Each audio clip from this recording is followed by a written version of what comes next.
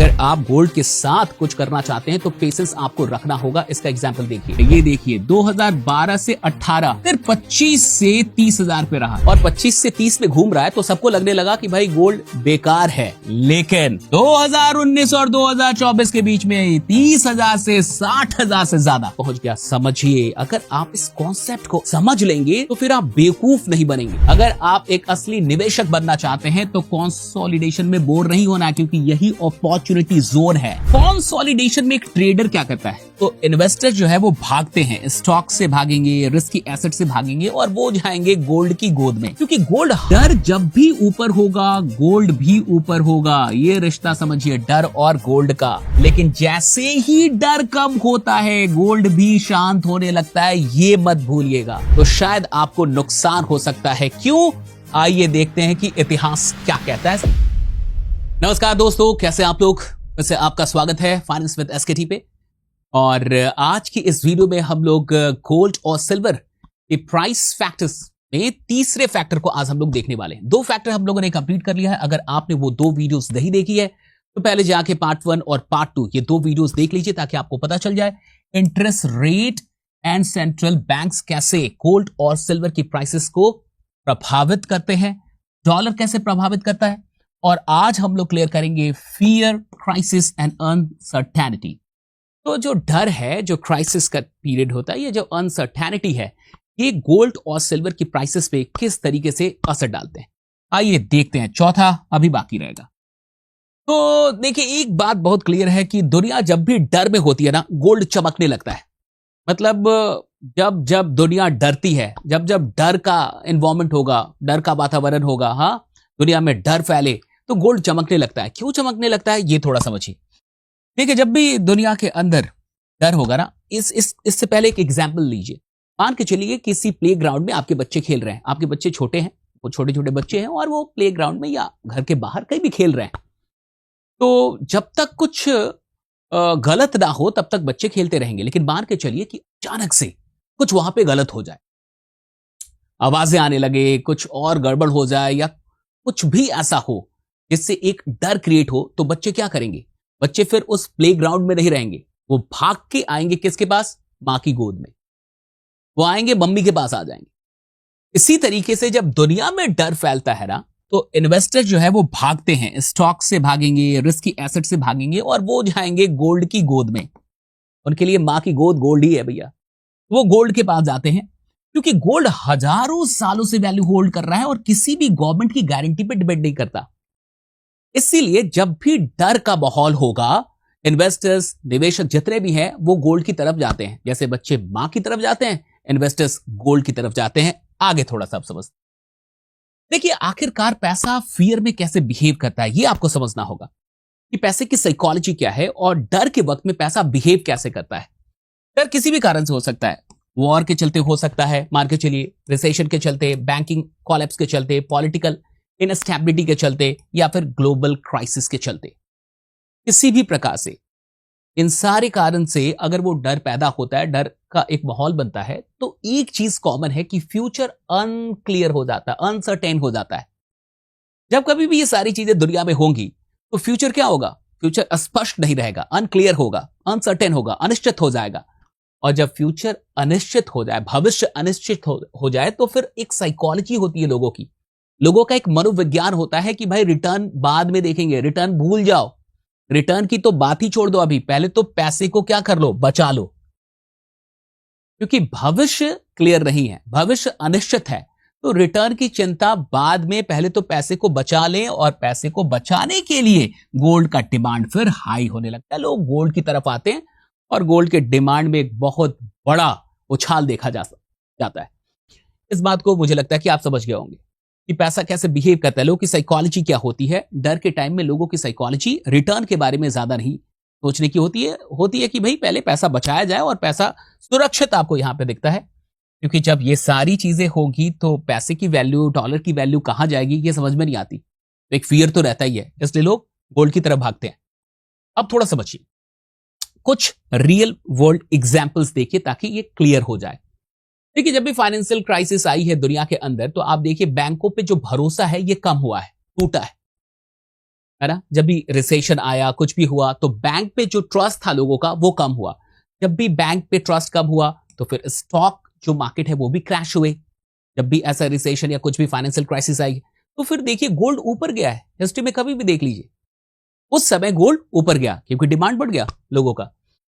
अब pandemic time में भी देख लीजिए, कोविड आया, कोविड के टाइम पे इकॉनमी बंद हुई, जॉब अनसर्टेन हो गए, लोगों की जॉब जाने लगी, पता भी नहीं चल रहा था जॉब आगे मिलेगी या नहीं मिलेगी।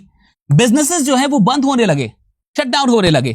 तो उसी समय पे गोल्ड ने हिस्टोरिकल हाई अचीव किया। मतलब उस समय गोल्ड सबसे ऊपर गया, अपना रिकॉर्ड हाई वहां पे उसने अचीव किया। ये सारी चीजें हो रही थी। अब देखिए, जब भी वॉर या जियोपॉलिटिक्स, आप देखिए जब भी कभी भी युद्ध की खबरें आती हैं तो फिर स्टॉक मार्केट थोड़ा घबराने लगता है, करेंसीज जो है वो हिलने लगती है, शेक करने लगती है। और उस समय इमीडिएट सेफ ऑप्शन अगर कुछ दिखता है तो वो गोल्ड ही दिखता है।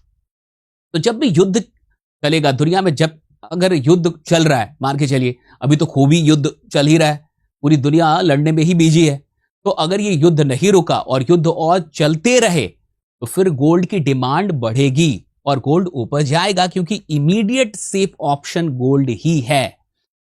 अगर इतना आप समझ गए तो अब थोड़ा सा समझते हैं इस बात को कि डर जब भी ऊपर होगा गोल्ड भी ऊपर होगा। ये रिश्ता समझिए, डर और गोल्ड का। यानी दुनिया में अगर लोग डरेंगे तो भैया सोना चमकेगा, सोना ऊपर जाएगा। लेकिन जैसे ही डर कम होता है गोल्ड भी शांत होने लगता है, ये मत भूलिएगा। अगर डर कम हुआ, अगर डर का माहौल खत्म होने लगा, अगर लोगों को ऐसा कोई डर नहीं दिख रहा कि भाई कोई फाइनेंशियल क्राइसिस होने वाला है, कुछ रिसेशन आने वाला है, या ऐसा कुछ नहीं दिख रहा, तो जैसे डर में ये ऊपर जाता है वैसे ही डर के समाप्त होने पे गोल्ड नीचे भी आता है। इसलिए चेज करना डेंजरस हो सकता है गोल्ड को, पेशेंस रखना पावरफुल है। अगर आप चेज करेंगे तो शायद आपको नुकसान हो सकता है। क्यों? आइए देखते हैं कि इतिहास क्या कहता है। सबसे पहले यह समझ लेते हैं कि चेज का मतलब क्या है। मैंने कहा कि गोल्ड को चेज करना बेवकूफी हो सकती है। हाँ, पेशेंस इज पावरफुल। चेज का मतलब है कि प्राइस ऊपर जा चुका है, चारों तरफ गोल्ड ही गोल्ड आपको दिख रहा है। आप जहां भी सोशल मीडिया पे जा रहे हैं, आप गोल्ड की वीडियोस देख रहे हैं, हर तरफ गोल्ड की बात हो रही है, प्राइस पहले से ऊपर जा चुका है। और fear of missing out, FOMO में जाके खरीद लेना टॉप पे, टॉप प्राइस पे जाके आपने इसलिए खरीद दिया क्योंकि आप डर गए, तो पैनिक में जाके फियर ऑफ मिसिंग आउट की कहीं मैं छूट ना चाहूं, आपने खरीदारी कर ली, गोल्ड को टॉप पे जाके खरीद लिया। इसी को चेज कहते हैं। मैंने कहा इस चेज से बचना है, ये डेंजरस होता है। क्यों? उससे पहले थोड़ा सा गोल्ड का बेसिक नेचर समझ लीजिए। बहुत सारे लोग गोल्ड के बेसिक नेचर को भी नहीं जानते, जिसके चलते गलतियां होती हैं। गोल्ड का बेसिक नेचर क्या है ये समझिए। गोल्ड कोई ग्रोथ एसेट नहीं है, ये प्रोटेक्शन एसेट है। अगर गलती से कोई इसको ग्रोथ एसेट मान ले और वो ये सोचे कि रातों रात अब मैं गोल्ड से अमीर बन जाऊंगा, तो भैया वो गलती कर रहा है, क्योंकि उसको नेचर नहीं पता। अगर आप किसी इंसान का नेचर जानते हैं ना, तो आपको पता है कि उस पर कितना ट्रस्ट करना है। अगर आपको उसका बेसिक नेचर नहीं पता तो फिर हो सकता है कि आपके साथ कुछ गड़बड़ हो जाए। तो गोल्ड का बेसिक नेचर है कि गोल्ड जो है ग्रोथ एसेट नहीं है, ये प्रोटेक्शन एसेट है।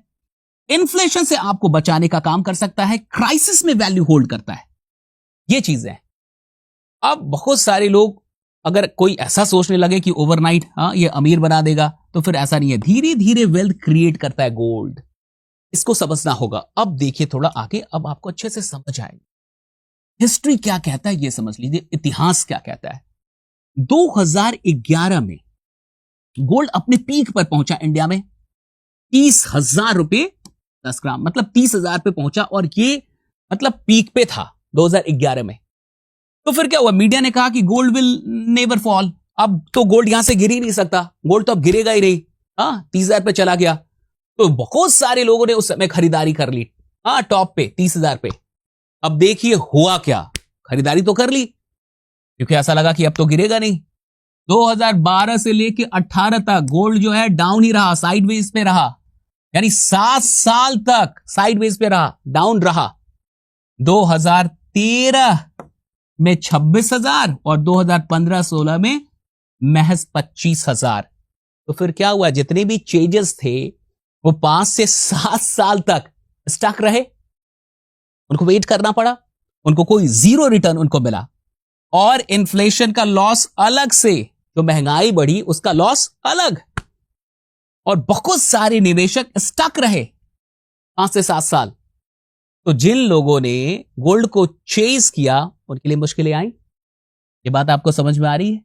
इसलिए मैं आपको कंप्लीट डाटा यहां पे शेयर करता हूं इस चैनल पे, ताकि आपका कॉन्सेप्ट क्लियर होता रहे, आपको समझ में आए कि एग्जैक्ट मैटर क्या है, एग्जैक्टली क्या चीजें होती हैं।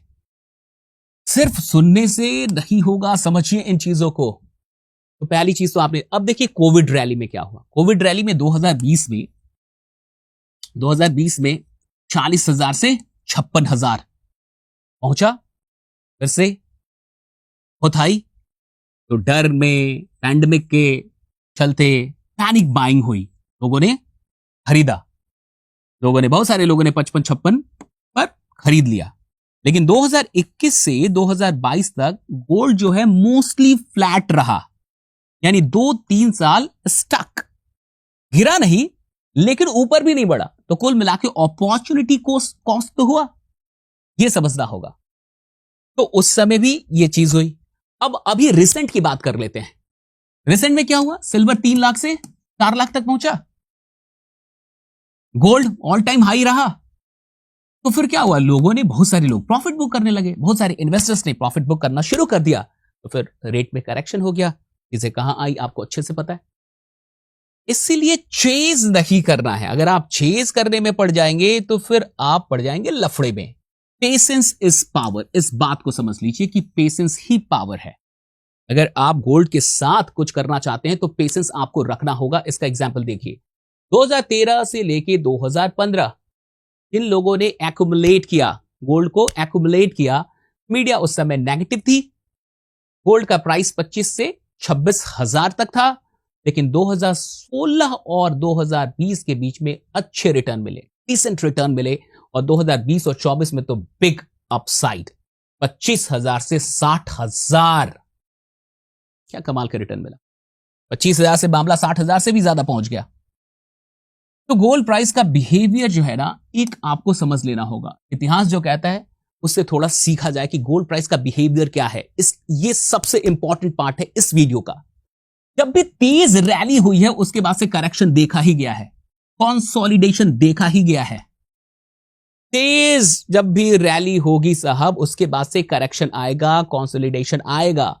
और जब भी लॉन्ग साइडवेज देखे गए हैं, यानी एक लंबा फ्लैट टाइम जब काफी ज्यादा आगे पीछे नहीं हुआ, उसके बाद से एक स्ट्रॉन्ग नेक्स्ट रैली आती ही है। हर ऑल टाइम हाई के बाद 2 से 3 साल कंसोलिडेशन कॉमन है। हर हाई, ऑल टाइम हाई के बाद ऐसा देखा गया कि 2 से 3 साल फिर वो थोड़ा सा स्थिर हो जाता है। बस इतना समझ जाइए कि भैया बस निकल चुकी है। अब बस निकल चुकी है, बस तेज गति से आगे बढ़ रही है और आप दौड़ के उसको पकड़ने की कोशिश कर रहे हैं। तो अगर चलती हुई बस को दौड़ के पकड़ने की कोशिश करेंगे तो गिरने के चांस ज्यादा होंगे, आप गिर सकते हैं। उससे बढ़िया है कि भाई अगली बस आ रही है, उसका इंतजार कर लीजिए, आराम से बैठ जाइएगा। और गोल्ड में हमेशा अगली बस तैयार रहती है, हमेशा अगली बस आती है, बस आपको सही वक्त का इंतजार करना होता है। कुछ लोग नहीं जान रहे, इसके चलते मुझे इतना इसको बताना पड़ रहा है। ये देखिए 2012 से 18 फिर 25 से 30,000 पे रहा, यानी 6 साल। इसी को लॉन्ग साइडवेज कहते हैं। लॉन्ग साइडवेज का मतलब लंबे समय तक स्थिर रहा, यही घूमते रहा, 25 से 30 में घूमते रहा, 4 से 5,000 पे घूमते रहा, यही है लॉन्ग साइडवेज। तो 12 से 18 तक गोल्ड जो था, ये जो 6-7 साल है, इसने कुछ खास नहीं किया, बस ऐसे ही, इसी को लॉन्ग साइडवेज कहते हैं। लेकिन 6-7 साल तक वो घूमता रहा, और इससे क्या एक साइकोलॉजी डेवलप हुई लोगों के अंदर, यार गोल्ड बेकार है।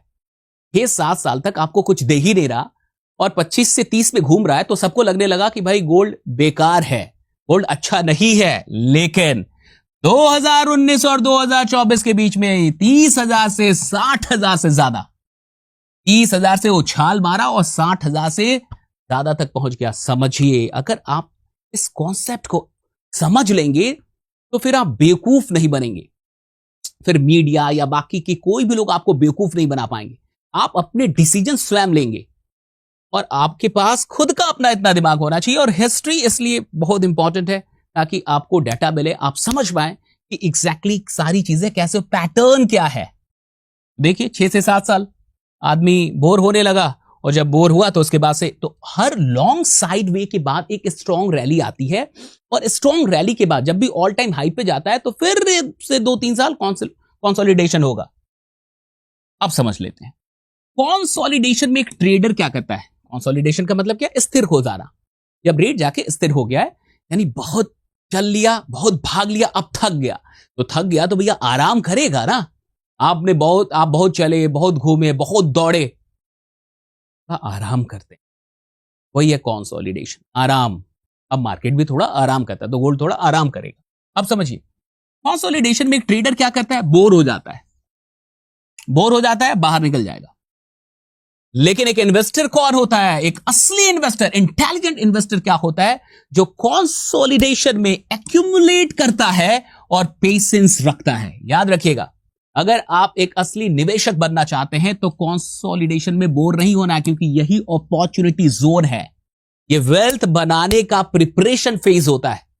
इसीलिए एक ट्रेडर जो है, या ऐसे लोग जो इन्वेस्टमेंट को सही ढंग से नहीं समझते, उनके लिए कंसोलिडेशन एक बोरिंग फेज होता है। लेकिन जो असली निवेशक होते हैं उनके लिए ये एक अपॉर्चुनिटी जोन होता है।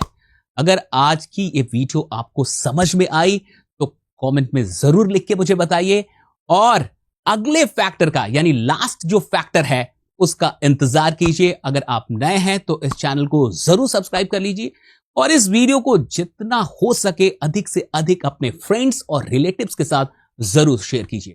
Thank you so much everyone.